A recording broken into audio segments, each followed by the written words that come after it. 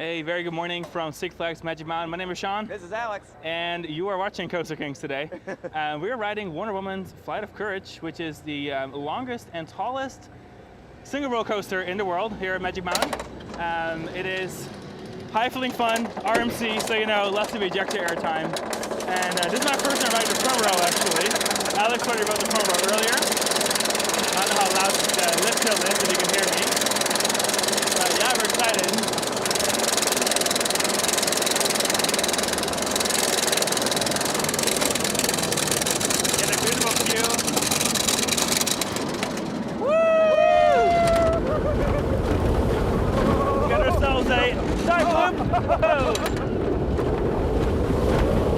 Some good ejector airtime. And a wonderful stall.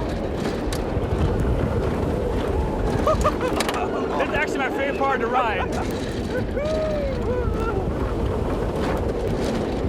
Glorious zero-G roll.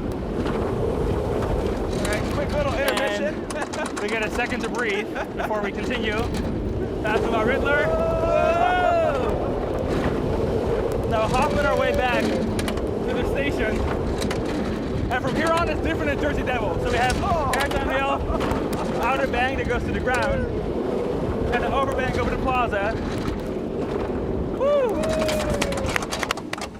And that's Wonder Woman Flight of Courage. Babe, what do you think? That's a great ride. I mean, we've ridden this a couple times already. My first time in the front. Yeah. Front has like the best, obviously, ejector coming out forward. Back pulls you a little bit more. So I think a back person, but the front always has the views. Yeah. It's just nice, like crest over the lift hill, and being able to see Riddler, Tattoo, West Coast races off in the distance. Obviously, the terrain here is awesome. So we had a great time on Wonder Woman Flight of Courage. Make sure to check it out here at Six Flags Magic Mountain.